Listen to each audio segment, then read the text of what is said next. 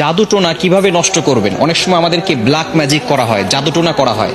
আপনি আপনার উপরে কেউ তাবিজ করেছে কিনা, কিভাবে আপনি জাদুটোনা নষ্ট করবেন, কারো কাছে যেতে হবে না, আপনি ঘরে বসেই নিজে নিজে এই জাদুটে নষ্ট করতে পারবেন। বিশেষ করে আমাদেরকে সতর্ক থাকতে হবে। অনেক সময় আমরা বিভিন্ন মানুষের কাছে যাই এবং আমরা সেখানে গিয়ে বলি, আমাকে একটু হাজিরা করে দেখেন যে আমার ভিতরে কোনো জিন আছে কিনা।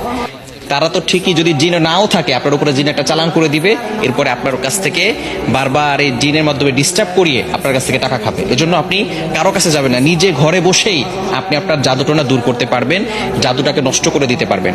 বর্তমান সমাজে ম্যাক্সিমাম সময় দেখা যাচ্ছে যে আত্মীয় স্বজন, একেবারে কাছের মানুষগুলো আপনাকে জাদুটোনা করে আপনার জীবনটাকে নষ্ট করে ফেলবে। অনেক সময় দেখবেন কিভাবে বুঝবেন, আপনি অনেক সময় অসুস্থ হয়ে পড়ছেন, কিছুই ভালো লাগে না, ঘরে ভালো লাগে না, দোকানে ভালো লাগে না, ব্যবসায়িক প্রতিষ্ঠানে ভালো লাগে না, অথবা ব্যবসায় বারবার লস হয়ে যাচ্ছে, অথবা সংসারে কোনো শান্তি নাই, স্বামী স্ত্রীর ভিতরে ঝগড়া হচ্ছে, অথবা কোনো মেয়ের বিয়ে হচ্ছে না।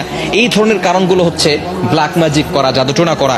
এটা হচ্ছে তার লক্ষণ। জাদুটোনা করেছে কিনা তার লক্ষণ হচ্ছে বারবার অসুস্থ হয়ে যাওয়া, বিভিন্নভাবে আপনি অসুস্থ হয়ে পড়ছেন।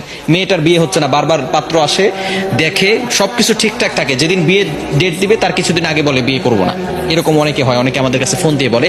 এটা হচ্ছে ব্ল্যাক ম্যাজিক, জাদুটোনার একটি অন্যতম লক্ষণ। এরকম লক্ষণ যদি আপনার ভিতরে থেকে থাকে, তাহলে আপনি জাদুটোনা কিভাবে নষ্ট করবেন আজকে বলে দিব। আপনারা খুব সুন্দর করে প্র্যাকটিক্যালি দেখাবো ইনশাল্লাহ। আপনি দেখে এটা যদি প্র্যাকটিস করেন, ইনশাল্লাহ জাদুটোনা যদি থেকে থাকে তাহলে আপনি নিজেই এটা করলে আপনার জাদুটোনা কেটে যাবে। ব্ল্যাক ম্যাজিক করে আপনাকে কেউ ক্ষতি করতে পারবে না, এবং এরপর থেকে আপনাকে কিছু আমল করতে হবে। আচ্ছা, আমি আপনাদেরকে দেখাচ্ছি। কলম আছে নাকি কারো কাছে? এই যে একটা কলম। সর্বপ্রথম আপনি যে কাজটা করবেন, প্রথমে অজু করবেন। অজু করে আপনি সূরাতুল ফাতিহা একবার পড়বেন, সূরা ফালাক একবার পড়বেন, সূরা নাস একবার পড়বেন, সূরা ইখলাস একবার পড়বেন। এরপরে আয়াতুল কুরসি পড়বেন। প্রথমে সূরা ফাতিহা একবার, এরপরে সূরা ফালাক একবার, সূরা নাস একবার, এরপরে সূরা ইখলাস একবার, আয়াতুল কুরসি একবার। এটা পড়ার পরে এরপর আপনি একটা চেয়ারে বসবেন।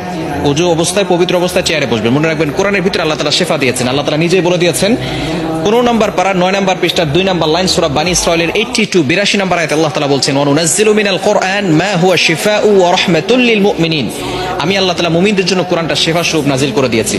প্রথমে আপনি বসবেন একটা চেয়ারের উপরে, পবিত্র হয়ে, ওযু করে পবিত্র হয়ে তারপরে বসবেন। বসার পরে একবার সূরা ফাতিহা পড়বেন, এরপরে আপনি সূরা ইখলাস, সূরা ফালাক, সূরা নাস পড়বেন, এরপর আয়াতুল কুরসি পড়বেন। এরপরে আপনি 7 বার সূরা ফাতিহা পড়তে হবে। আউযুবিল্লাহ বিসমিল্লাহ সহকারে এই যে একটা ছুরি নেবেন ডান হাতে, এটা আমি পেন দিয়ে দেখাচ্ছি, আপনি একটা ছুরি নেবেন।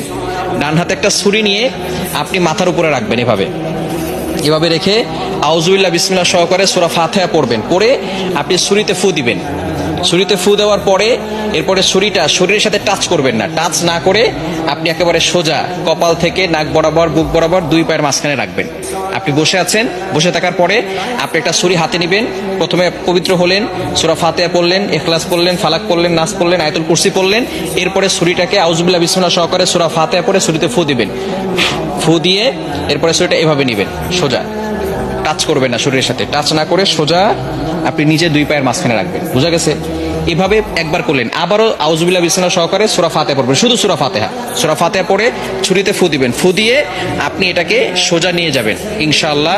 এভাবে 7 বার করলে যদি কেউ আপনাকে ব্ল্যাক ম্যাজিক করে, জাদুটোনা করে, সেহের করে, তাহলে আপনার সেটা কেটে যাবে, আর কোনো সমস্যা হবে না। এরপর থেকে আপনাকে যাতে করে আর কেউ জাদু করতে না পারে, মাস্ট বি আপনাকে 5 ওয়াক্ত নামাজ পড়তে হবে। এবং কেউ যাতে করে জাদু করে, তাবিজ করে আপনাকে কোনো ক্ষতি করতে না পারে, 5 ওয়াক্ত নামাজ পড়ে আয়াতুল কুরসি, 4 কুল, সূরা বাকারা শেষ 2 আয়াত, এগুলো পড়ে বুকে ফু দিবেন এবং হাতে ফু দিয়ে পুরো শরীরকে মাসাজ করে দিবেন। ইনশাআল্লাহ আপনার শরীর বন্ধ থাকবে, এবং রাতের বেলা ঘুমানোর সময় ওযু করে ঘুমাবেন, এই আমল করে শরীর বন্ধ করে ঘুমাবেন। ইনশাআল্লাহ দুনিয়ার কোনো শক্তি আপনাকে কোনো ক্ষতি করতে পারবে না।